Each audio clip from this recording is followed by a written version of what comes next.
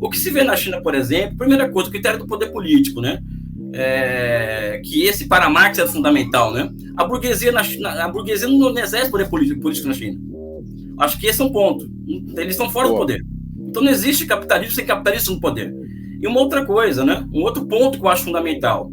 Quando se observa todas essas formações, esses modos de produção antigos e novos se combinando entre si, o que nós percebemos é que a propriedade pública dos meios de produção é a dominante e a que determina o rumo estratégico do processo de acumulação da economia do país.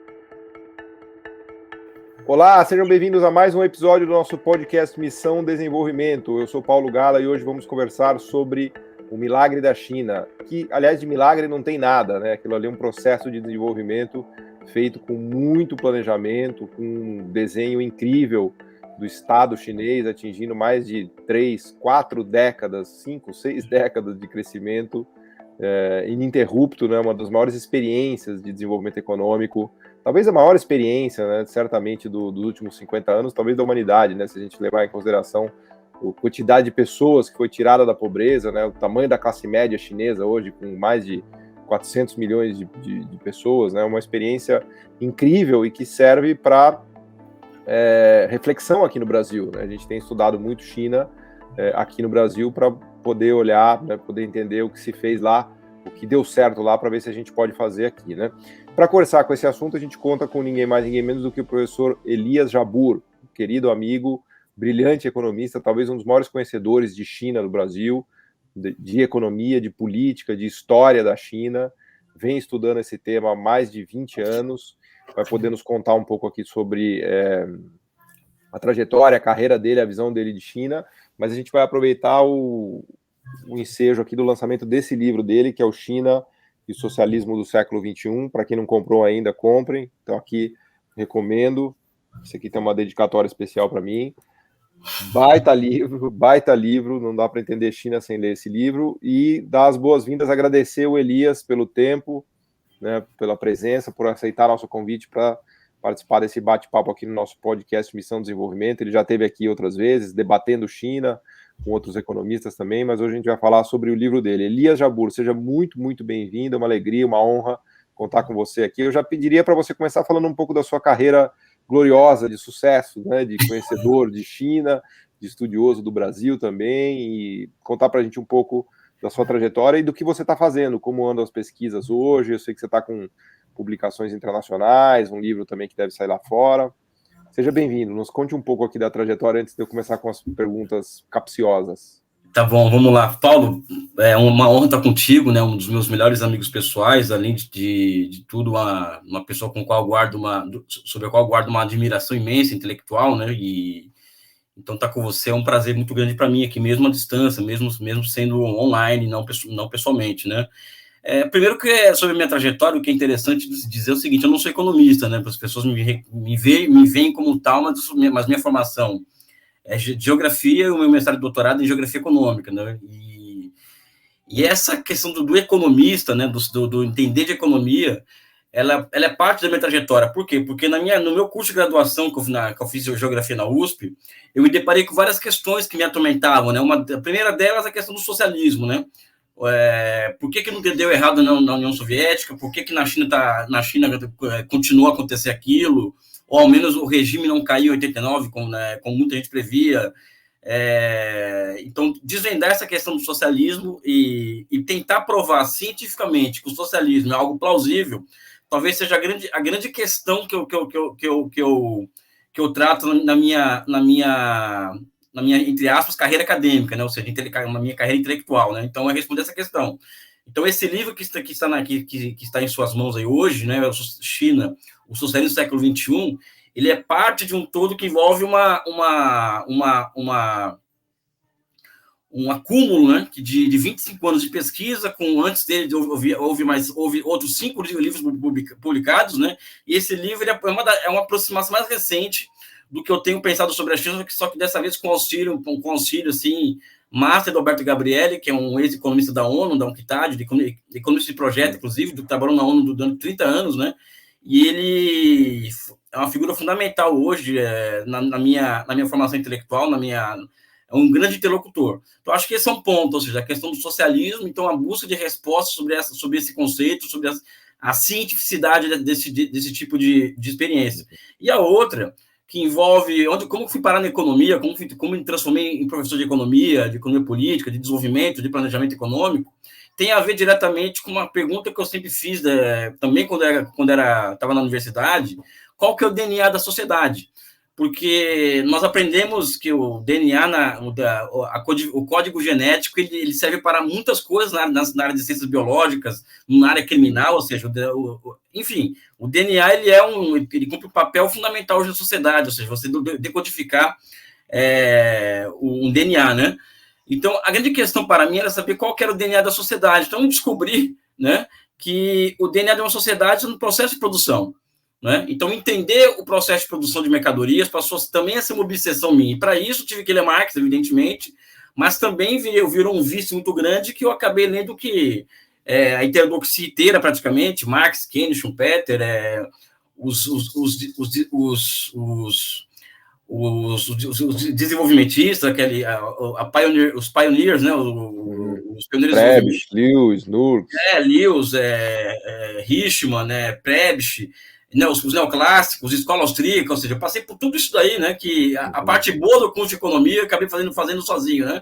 Então assim, eu acabei que me condicionando do ponto de vista intelectual para encarar uma missão de ser professor de economia política, de desenvolvimento e de planificação econômica, né? Que é a minha cadeira na UERJ, né? Que é teoria e política do planejamento econômico, né? Você dá aula há quantos anos lá, Elias? 8 anos. 8 anos na UERJ.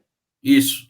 E também hoje eu componho o corpo docente do programa de pós-graduação em economia e em relações internacionais da UERJ também, né?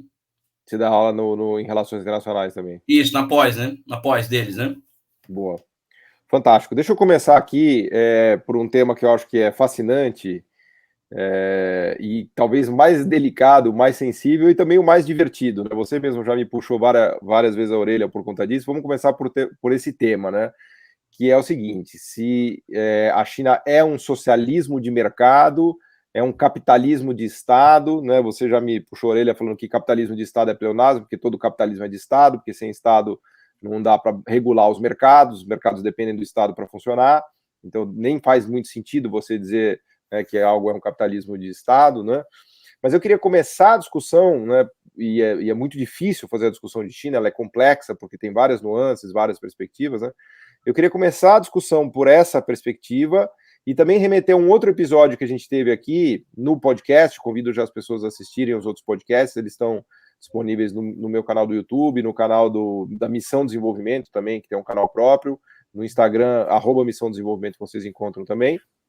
Mas eu queria fazer menção a um livro recente que foi publicado, organizado pela Esther Majerovitz e outros autores, conta também com o Carlos Medeiros, e a gente teve uma conversa aqui e eu fiz essa pergunta para eles sobre como caracterizar o regime chinês, né? Se é um socialismo de mercado, que é um conceito que você tem usado muito, que eu acho muito interessante, se é um capitalismo de Estado enfim, como caracterizar. E a resposta que eles me deram, e é isso que eu queria já lançar aqui para a gente começar conversando, é o seguinte: bom, primeiro você precisa pensar qual é o critério que define isso, né? Um critério simples ou simplista é se tem propriedade privada ou não, né? E tem propriedade privada lá. Propriedade privada convive na China com propriedade estatal, né? Então, pelo simples critério de propriedade privada, acho que a gente não vai resolver muito a história, porque existem várias coisas lá que são regidas sob a propriedade privada.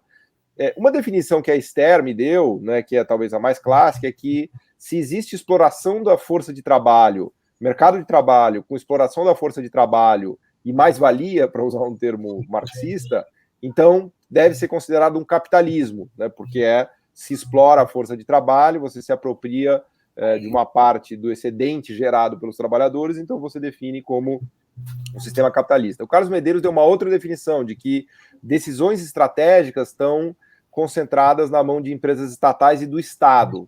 Então, por essa linha de raciocínio, como as decisões mais cruciais da economia, que são feitas por aquelas 95 estatais, né, que são do núcleo estratégico, ligadas ao Partido Comunista e ao governo, você poderia caracterizar mais como um regime socialista por conta da direção, vamos dizer assim, dirigismo, né, das decisões estratégicas que são tomadas lá, especialmente no que diz respeito às grandes empresas de energia, de infraestrutura, né, dos rumos do investimento agregado, né, se a gente pensar a grande massa de formação bruta de capital fixo está nas mãos do Estado nesse sentido, né?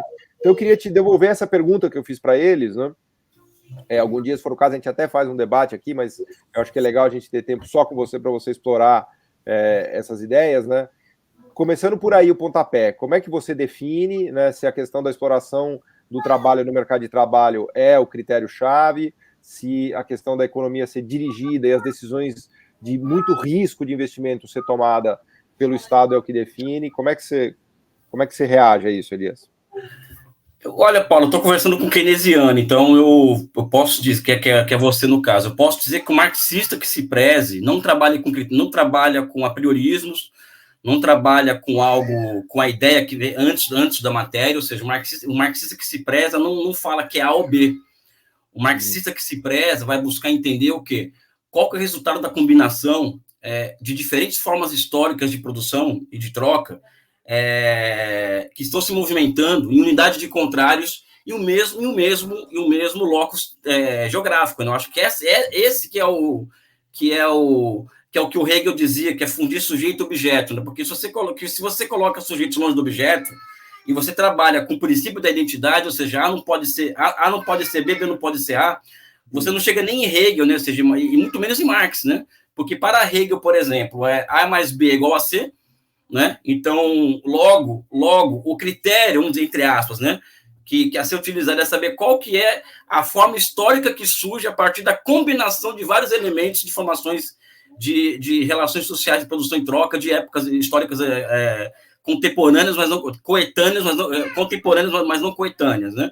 Então, o que se vê na China, por exemplo, a partir daí você nomear aquilo como orientado a ou B, vamos dizer assim. O que se vê na China, por exemplo, primeira coisa, o critério do poder político, né? Que esse para Marx é fundamental, né? A burguesia não exerce poder político na China. Acho que esse é um ponto. Eles estão fora do poder. Então não existe capitalismo sem capitalismo no poder. E uma outra coisa, né? Um outro ponto que eu acho fundamental. Quando se observa todas essas formações, esses modos de produção antigos e novos se combinando entre si, o que nós percebemos é que a propriedade pública dos meios de produção é a dominante e a que determina o rumo estratégico do processo de acumulação da economia do país. Então, isso você fala no sentido daquelas 95 grandes empresas. Sim, sistema financeiro e tal. Mas aí vem o outro falando, não, mas a Coreia do Sul pode fazer isso, não sei quem pode fazer isso. Não, mas a China, o poder político é de outro tipo. E o que determina a natureza é o poder político, e não outra métrica, né? Esse poder político é assentado na propriedade pública que vai submetendo as outras formas de propriedade ao seu ritmo, né? Então, além disso, o que acontece na China hoje, o negócio é muito mais complexo do que capitalismo e socialismo, eu acho. Ótimo, né? Como existe, por exemplo, na China propriedade privada. A China é um país, por exemplo, que tem metade das pessoas ainda trabalhando, ocupadas em atividades não industriais. Evidentemente que um país como esse vai ter que formar um mercado de trabalho ainda, porque é um país em processo de urbanização. Um país desse vai ter extração de mais-valia porque existe capitalismo, né? E você não acaba com isso com decreto. Esse é um processo histórico de superação desse modo de produção, né? O fato dele existir não significa que ele determine a natureza do sistema. Temos que observar isso de forma dialética e materialista, não moral. Então, se tem exploração, tem mercado de trabalho, mais valia é capitalismo, não necessariamente, né? Tem que ver se é essa dinâmica que rege o processo de produção na China, que é a dominante, não é? Então, o que nós temos que observar é como que o conceito se manifesta no movimento real. E o conceito que se manifesta no movimento real na China é o quê? É uma formação econômico-social de novo tipo, ou seja, não existe de outro tipo no mundo, dados os últimos aportes em matéria de ciência, tecnologia e inovação, que levou ao surgimento de inovações tecnológicas disruptivas. Elevou-se o domínio humano sobre a natureza, ou seja, a planificação econômica na China, ela alcança patamares superiores, e quando isso acontece, a elevação do domínio humano sobre a natureza, temos que demandar uma nova ciência para entender isso daí. Né? Ou seja, quando o ser humano eleva seu domínio sobre a natureza, muda-se os conceitos, muda-se as regularidades, muda-se... Mas aí, Elias, eu poderia argumentar que o capitalismo ele conseguiu também grandes avanços de domínio sobre a natureza, né? Porque isso não é um critério... Está claro que o que você colocou para mim está claríssimo, que o poder político ter separado a burguesia, por assim dizer, né, na falta de um termo melhor, né, que os empresários não mandam no país, né, quem manda no país são os burocratas e os governantes, né, é um critério bastante claro para mim. Você fala, olha, lá é uma experiência que, claro, é dialético, porque tem de tudo, mas ela é mais orientada ao socialismo, porque quem manda no país são os burocratas e o governo e o Partido Comunista. Partido Comunista, né? E as 95 empresas, elas são chave no desenvolvimento tecnológico, no investimento e na construção do futuro do país, elas são estatais. Isso para mim está muito claro.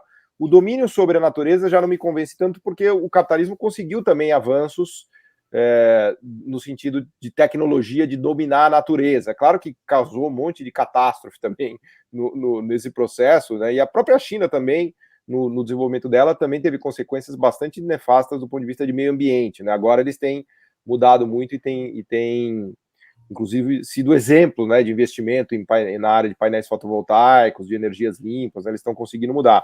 Mas me parece que esse veio aí da coisa da política que você explora é o mais chave, né, porque quais são as outras experiências no mundo que a gente tem em que a política continua na mão de uma burocracia, de governos, e não de empresários? Não sei, talvez Vietnã, Laos, experiências que você conheça ali mais no sul.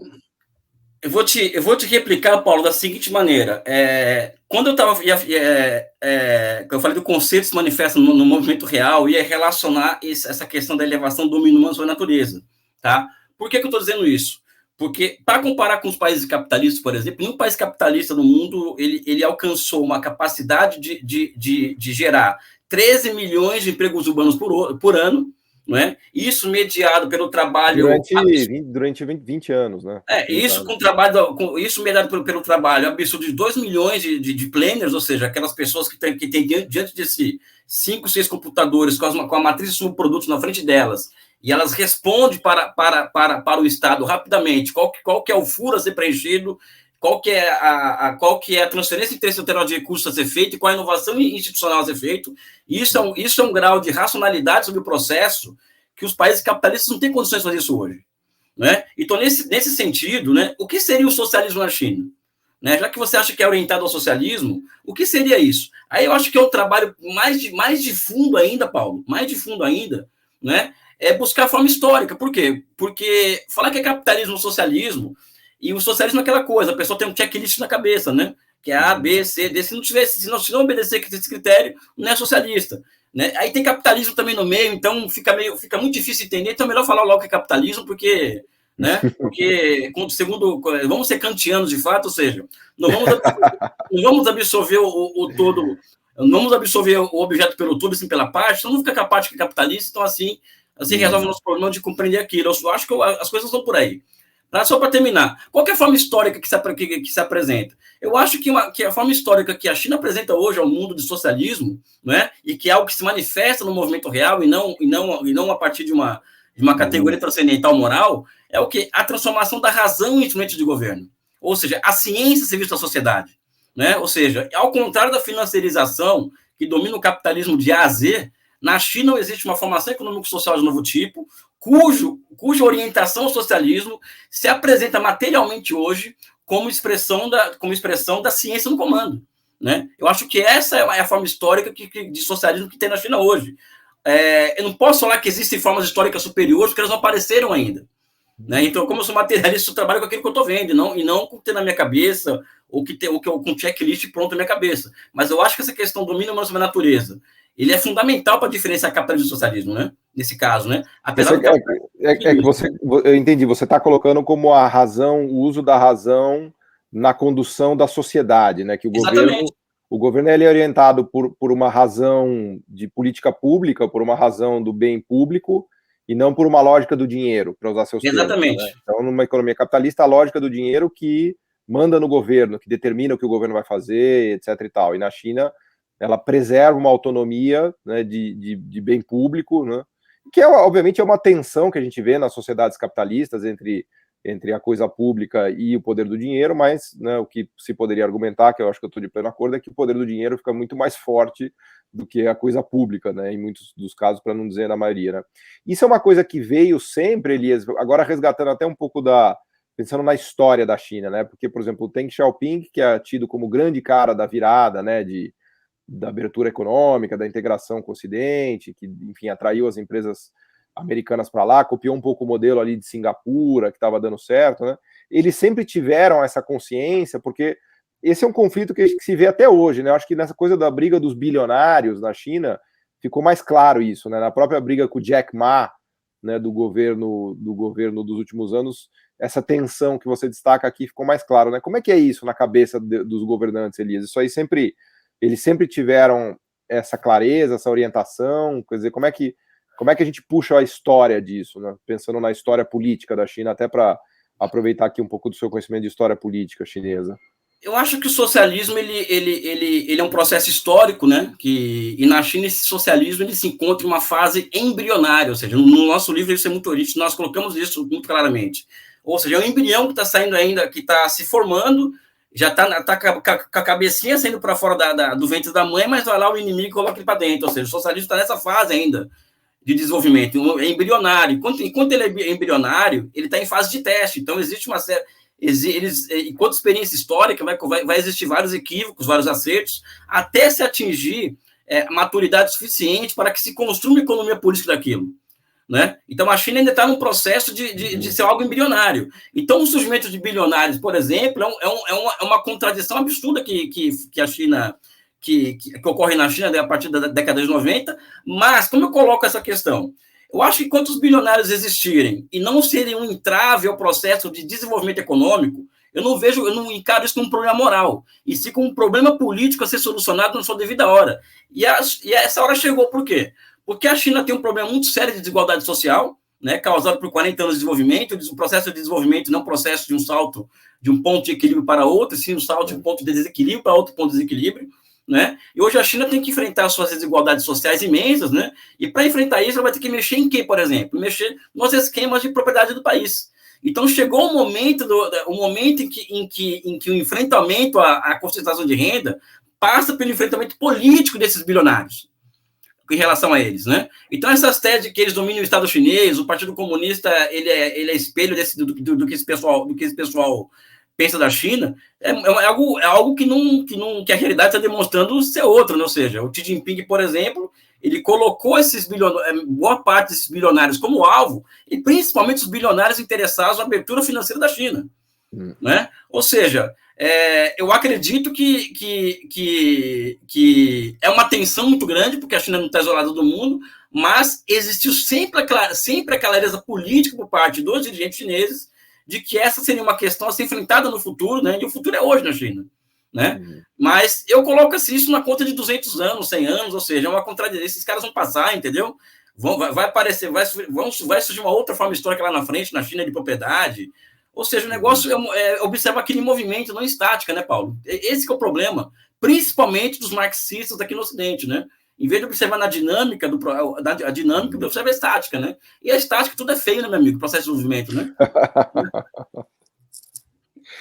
E a pressão que ele tem, que o Xi Jinping tem sofrido não é pequena, né? Porque, na verdade, é justamente bem hegeliana, é a contradição do processo, porque conforme o desenvolvimento econômico vai funcionando e a riqueza vai sendo produzida, né, mediante acumulação de capital, desenvolvimento tecnológico, os bilionários vão surgindo, né? Agora, o drama é se eles vão assumir o poder e assumir o controle dos rumos do país, né? E a tensão que a gente vê lá é justamente essa, né, de que os bilionários que têm, vamos dizer assim, aspirações políticas, né, não têm sido caçados até, né, para usar um termo mais correto, né, eles têm sido, para não dizer que eles têm sido perseguidos, né, então a burocracia chinesa, né, do governo tem mais ou menos clareza. Agora, é um processo que vai ficando cada vez mais difícil, né? Claro que é muito difícil prever o que vai acontecer no futuro, mas é muita contradição, né? Se a gente pensar, esse ano de 2022, eu acho que é um ano emblemático para a gente, porque quando a gente olha a China desse ano, é um ano de bastante dificuldade, eu acho que diria que quase até mais dificuldade do que foi a pandemia, né? Porque o enfrentamento da pandemia lá no começo deu muito certo, agora o governo está com esses casos com a coisa do Covid-0 fazendo os lockdowns, né? Então, um ano que, me corrija aí se eu estivesse falando besteira, a China vai crescer muito pouco, talvez 2%, 3%, se muito. Tem tensão também no mercado imobiliário, né? Como é que fica isso para frente, Elias? Como é que você vê essa administração dessas contradições todas, na medida em que já virou uma economia gigantesca, né? Agora a gente está falando de uma economia de 15 trilhões de dólares, que tem vários bilionários, quer dizer, uma coisa que atingiu outro tipo de patamar, né? Imagina a pressão que o governo deve sofrer e que a burocracia deve sofrer, porque agora a gente está falando de muito dinheiro, né? De bilhões e bilhões e bilhões de dólares, né? Eu acho que eu enxergo tudo isso, Paulo, de forma não alarmante, evidente que eu até uso um termo de contradições de múltiplas determinações para falar sobre como a China está hoje, né? Então, eu acho que são contradições que são parte do processo. Então, acho que nós temos que observar o que o governo chinês deve fazer uma hora dessa, observar qual que é a contradição principal, qual que é o seu aspecto principal. Então, eu acredito que os chineses eles chegaram a um ponto de fazer uma escolha, inclusive, né? Ou seja, eles fizeram uma escolha, Covid-0, né? Em detrimento do crescimento econômico, mas não em detrimento do crescimento da produtividade do trabalho. Porque essa, para mim, hoje, é a métrica mais importante para se compreender a China. A produtividade do trabalho na China continua a crescer mais que nos Estados Unidos, apesar do crescimento pequeno esse ano. Né? A questão imobiliária, por exemplo, como isso vai se solucionar? Eu acho que já está tendo uma solução, que é uma solução de médio e longo prazo, que é a estatização lenta, gradual e segura desse setor. Então, acho que essa é uma solução que já está encaminhada e que vai se acelerar após o Congresso do Partido Comunista, ou seja, muitas das soluções a esses problemas que você está trazendo aqui vão vir depois do Congresso, porque a China hoje está em suspenso completo, né? Na China não acontece nada agora, hoje. Está acontecendo um Congresso que provavelmente o Xi Jinping vai ser reconduzido até o seu terceiro mandato. Então, aliás, não aconteceu até hoje, né? O normal é a primeira vez. Eu sou contra fazer juízo de valor. Eu acho que existe um momento político hoje que a China está passando, em termos internacionais, muito delicado, e também internamente, ou seja, o Xi Jinping arrumou muito inimigo internamente. Recentemente teve um boato de golpe na China, né, que teve um golpe na China, que eles saíram de prisão domiciliar, e na minha cabeça esse tipo de fake news não sai do Ocidente, pura e simplesmente. Também sai de dentro da China esse tipo de coisa, né? Então existem grandes conflitos internos na China, em que o Xi Jinping arrumou vários inimigos, e evidentemente que isso demanda uma liderança que caracterize o universal no particular como ele, ou seja, ele sintetiza, vamos dizer assim, as demandas históricas da nação e do povo chinês na atualidade. Né? Você acha que ele é um cara da estatura do Deng Xiaoping, assim, se a gente fizer um histórico aí dos líderes? Eu acho que o Mao Tse-tung está no patamar, o Deng Xiaoping abaixo e o Xi Jinping abaixo dos dois. Eu acho que não tem... Mas dos últimos, talvez ele seja mais capacitado ou não? Nas últimas 2 décadas? Essa é uma discussão que as pessoas fazem do seguinte: eu acho que cada um deles cumpriu sua tarefa histórica, Paulo, entendeu? O Jiang Zemin, o Hu Jintao, ou seja, eles enfrentaram as contradições do seu tempo histórico, né? E deram conta do recado agora. E o Xi Jinping está tendo que lidar com as contradições do tempo dele. Então, eu acho muito ruim fazer a comparação de que um é menor do que o outro e tal, porque cada um lida com contradições diferentes. Né? Deixa eu explorar o seu conhecimento em China aqui para te fazer uma pergunta mais específica sobre o sistema de saúde chinês e um pouco questões de educação. Na educação a gente já conversou outras vezes e é interessante até, eu me lembro até de umas aulas que você deu sobre como o governo está preocupado em deixar o sistema educacional como algo de característica pública, ou seja, a não privatização do sistema educacional, né, até como uma grande porta, né, de oportunidade para as pessoas, né? E a questão de saúde, porque isso é uma questão meio delicada lá, né, Elias? Agora no Covid a gente tem visto que faz falta um sistema de saúde lá, né? Como é que, não sei o quanto que você já estudou disso, mas como é que ficam essas questões da saúde na China? Eu acho que o Covid-19 mostrou o contrário, né? Que apesar da China ter privatizado boa parte do seu sistema público de saúde ao longo da década de 90 ela privatizou uma parte, então. Não, privatizou tudo praticamente. Só que ela passou a partir dos anos 2000 com a SARS, lá em Hong Kong, todo esse processo está sendo revisto. Então, a China está para entregar, por exemplo, o maior estado de bem-estar social do mundo em pouco tempo. Né? Então, o Covid-19, por exemplo, demonstrou... Mas isso é uma meta que eles estão redesenhando, eles estão recolocando, estão reconstruindo. Então, por exemplo, a questão da saúde, por exemplo, já existe seguro público de saúde sendo construído há mais de 15 anos. Então, hoje a população chinesa inteira é coberta com um mínimo de seguridade social, envolvendo o pagamento de custos de saúde. Agora, vamos ter que lembrar que estado de bem-estar social, Paulo, não cai do céu. Claro, e país pobre é difícil, raríssimo, né?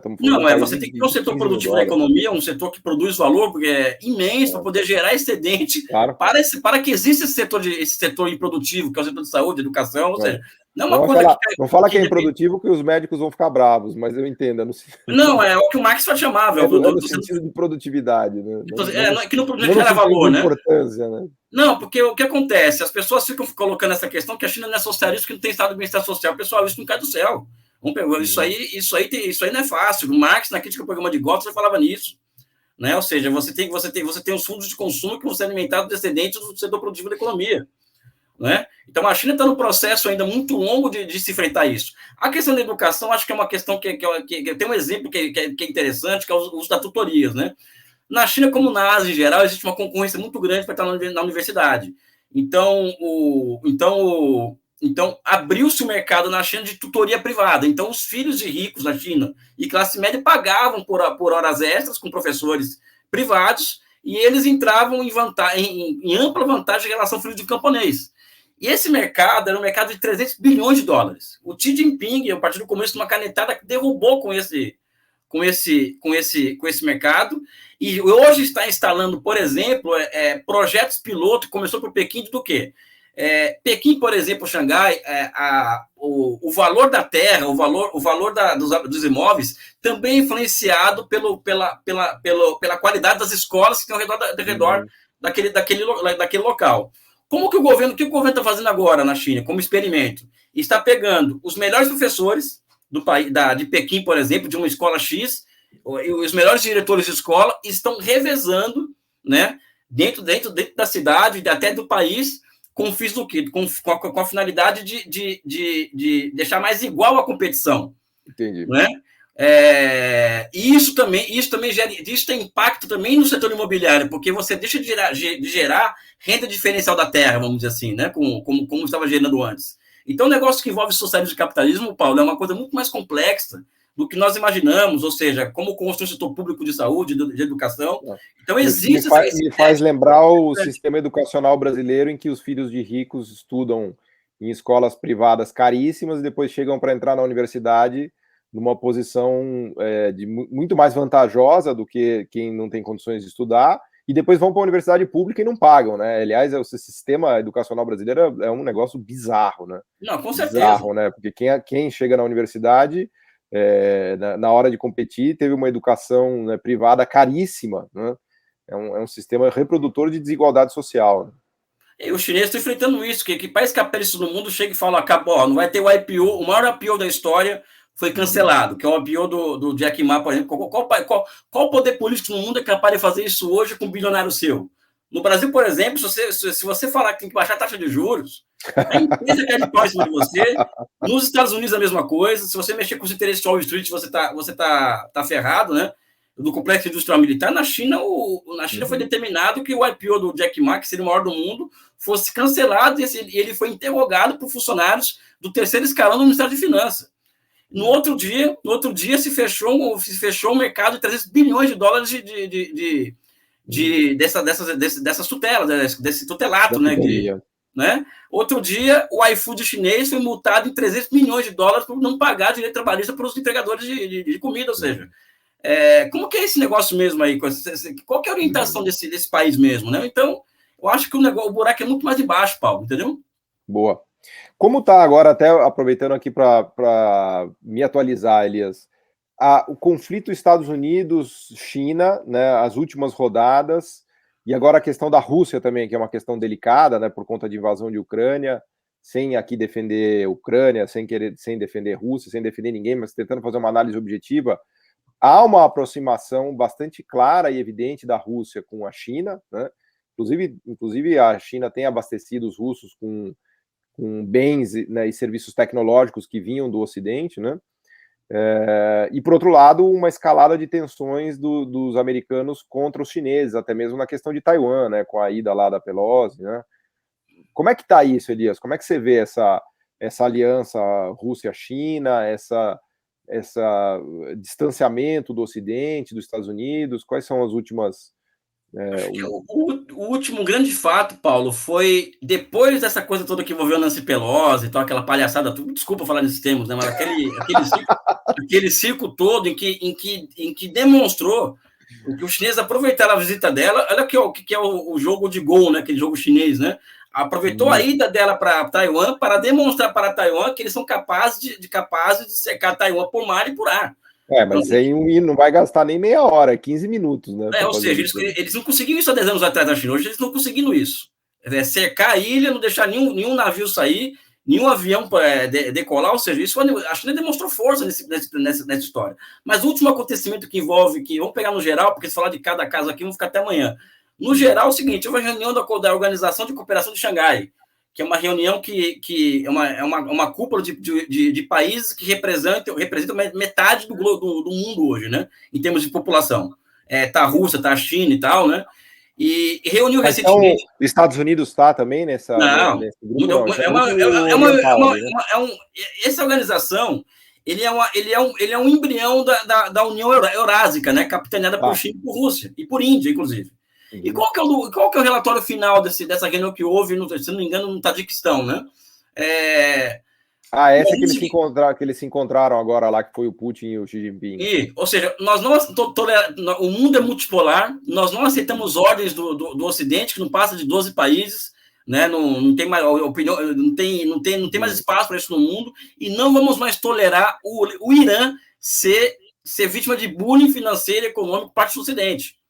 Né? Ou seja, é metade do mundo falando, Paulo, que não vai mais aceitar a ordem dos Estados Unidos. Que, na verdade, já está virando a metade mais rica do termos do tamanho de PIB, né? Não de exército, mas se você somar o PIB da China, Índia, Rússia, todo o Oriente ali, você vai chegar num PIB aí de uns 20 trilhões de dólares, né? Tranquilamente. Não, e não é somente isso, a tendência, Paulo, de incorporação da Rússia ao território econômico chinês, não falo isso no sentido de incorporação colonial, mas no sentido no sentido mais de complementaridade entre os dois países, que não são poucos, e não é uma complementaridade que envolve só compra e venda de commodity e manufatura por commodity. Acho que existem tecnologias que os dois podem compartilhar, que para mim é o maior fenômeno da história recente, ou seja, essa incorporação da Rússia ao território econômico chinês. Não é? Então, isso é um fenômeno que é interessantíssimo, e evidentemente, que na medida que isso vai avançando, as tensões mundiais vão se elevando, porque os Estados Unidos não vão entregar, como diz no interior do Brasil. Vai entregar rapadura. Vai entregar rapadura. E a tendência dos Estados Unidos é o quê? É a propagação do chamado caos, né? Ou seja, como eu falei em forma histórica do socialismo, assim, a razão como instrumento de governo e tal, uma forma histórica, a forma histórica com a qual o imperialismo se apresenta hoje, não é aquela forma clássica que o Lenin falava de exportação de capitais, não é isso. Não é somente isso mais, né? Hoje a forma histórica é a seguinte: eles vão espalhar o caos onde estiver. Então, por exemplo, na Amazônia, com o assassinato do indigenista e do jornalista, aquilo cria condições para levar o caos à Amazônia. A Ucrânia, que se transforma numa proxy war dos Estados Unidos, no Iêmen, usando a Arábia Saudita como uma guerra de encomenda contra o Iêmen, que tem uma maioria xiita. Ou seja, onde tem confusão no mundo, né, caos no mundo, os americanos estão metidos. Por quê? Porque eles têm a necessidade, como o vampiro que suga o sangue, eles têm a necessidade de criar caos no mundo para poder sobreviver como única potência hegemônica mundial. Mas acabou, né? Porque a base material do mundo mudou muito em 40 anos. Não tem mais como importar o único país da ordem para o resto do mundo, né? O que você falou aí é a chave, porque a base material ela foi transferida para a Ásia, né? O domínio tecnológico e a escala produtiva asiática mudou o mundo, né? Não tem como. Agora, os Estados Unidos tem 10 milhões de pessoas na indústria, na manufatura, a China tem 150 milhões, quer dizer, não tem, até mesmo essas ideias do plano Biden, né, que você adora, de reindustrializar os Estados Unidos, de recolocar a indústria por lá, é muito difícil, né, você trazer toda essa mão de obra, né, todas as empresas que já estão instaladas na Ásia, com uma altíssima produtividade, trabalhando perto de fronteira tecnológica, para produzir a custos mais elevados nos Estados Unidos também, né? É um troço que nem economicamente essa conta não fecha, né? Então, os Estados Unidos realmente ele tende a ficar mais isolado, ainda mais se houver essa integração, como parece que está havendo já. Está vendo que na Rússia eles estão construindo vários gasodutos para integrar via Sibéria, né? Fazer todo o suprimento de gás ali para o norte da China. Quer dizer, tem todo um conflito Ucrânia-Rússia, acabou redirecionando de vez a Rússia para lá. Acelerou, né? A tendência, né? Uma tendência que já vinha ocorrendo e foi acelerada com o conflito na Ucrânia, né? Então, a Rússia lança o desafio militar ao Ocidente, à OTAN, né? Enquanto que a China lança o desafio econômico ao Ocidente. Então, o Ocidente também está emparedado nessa história, né? Enfim, é fascinante observar essa geopolítica do milagre da China, né? Vamos dizer assim, né? Só uma palavrinha para concluir, a gente está acabando já, infelizmente, aqui o tempo, mas uma palavrinha ali sobre Vietnã, sobre Laos, são países que estão seguindo o caminho de China também. Como é que você vê essas experiências sendo levadas adiante por outros países, né? Eu vou aproveitar e falar do livro, Paulo, que ele foi lançado dia 23 de novembro do ano passado, em uma live que contou com a presença da presidenta Dilma Rousseff, do Silvio Almeida, né? E ele já é um best-seller no Brasil, né? Já foram vendidos mais de 10 mil cópias desse livro. 10 mil? Caramba, que legal. Já virou um best-seller, né? E, em certa medida, nós rompemos, Paulo, nesse livro, com o mainstream do pensamento econômico sobre a China, porque desde marxistas até neoclássicos, eles acham que a China é uma experiência capitalista, né? E nós estamos dizendo que não, que as coisas é muito mais profundo a compreensão de uma realidade que tem a complexidade como seu fundamento principal, né? Então, esse livro ele acaba que entrando como uma cunha no debate de ideias sobre a China no Brasil e que quebra esse senso comum que une marxistas a neoclássicos sobre o caráter capitalista da economia chinesa. Então, você pode perceber que nesse livro a gente faz toda uma reconceituação de conceitos marxistas como modo de produção, formação econômico-social, lei do valor, né? Nós criamos o conceito de metamodo de produção, ou seja, tudo isso para poder analisar e fazer um balanço histórico do capitalismo e do socialismo no século XX, para poder entender o que é a China hoje. Olha o caminho que nós fizemos para... Você precisa de conceitos, né, para poder analisar. Não, né? E reconstruir os conceitos, porque os conceitos, eles são o quê? Eles são conceitos históricos, né? Então, não vou entender a China a partir da visão que o Marx tinha de formação econômica e social no século XIX. Até porque o Marx, ele era muito confuso, a visão que ele tinha desse conceito, que só vinha com maturidade com Lenin, por exemplo, né? E por aí vai, né? Ou seja, como que é criar uma sociedade, como que é construir o socialismo, né? O socialismo tendo que orientar suas empresas ao mercado. Isso não está em nenhum manual, isso daí. Não está em nenhum manual, não tem receita de bolo para isso daí. É por isso que eu acho que às vezes é muito mais fácil as pessoas falarem, serem kantianas e falar, olha, é impossível tomar o objeto pelo todo, vou ficar pela parte. Enquanto para Hegel o objeto pode ser tomado pelo todo, não existe verdade fora da totalidade, né? E a totalidade chinesa não é fácil de ser encampada, né? De ser apreendido. Então foi uma tentativa esse livro aí, acredito que de sucesso, do fato de ser um best-seller, durante 3 dias foi o 75º livro mais vendido do Brasil. Esse ano, inclusive, passou 3. E nesse livro não é somente de China que tratamos, né? Tratamos o caso do Vietnã e do Laos, que também são experiências de socialismo, de mercado, né? Que segue a sua própria maneira, o mesmo rumo da China. No caso do Vietnã, com problemas no sentido de complexidade econômica, mas também com acertos que eles estão evitando cometer os erros que a China cometeu. Ou seja, a China mostra que é certo e que é errado para os outros, né? Inclusive para o Vietnã e para o Laos, né? Mas esse livro, por exemplo, foi traduzido para o inglês, que saiu pela Routledge, que é a maior editora do mundo. É isso que eu ia te perguntar, você está com outro livro que você vai escrever para a Routledge, mas esse foi traduzido para o inglês, é isso? Não, esse é traduzido para o inglês pela Routledge. O que acontece? A diferença desse livro que saiu pela Routledge, desse que está nas suas mãos, é que os capítulos sobre Vietnã e Laos são do mesmo tamanho do capítulo sobre a China. Entendi, então, nós aprofundamos a análise das duas experiências, né? E também agora vai sair em chinês, né? A Escola Central do Partido Comunista da China, a editora deles comprou os direitos há muito tempo, ou seja, também nós estamos na final de um prêmio, do maior prêmio literário chinês, que não vou esquecer o nome aqui, se eu for esquecer, é um award desse qualquer, mas é o principal prêmio literário chinês para estrangeiros. O nosso livro está na final desse prêmio, ou seja, sem nenhuma falsa modéstia, é um caso de sucesso esse livro, né? Não sei, tem seus méritos, tem seus problemas.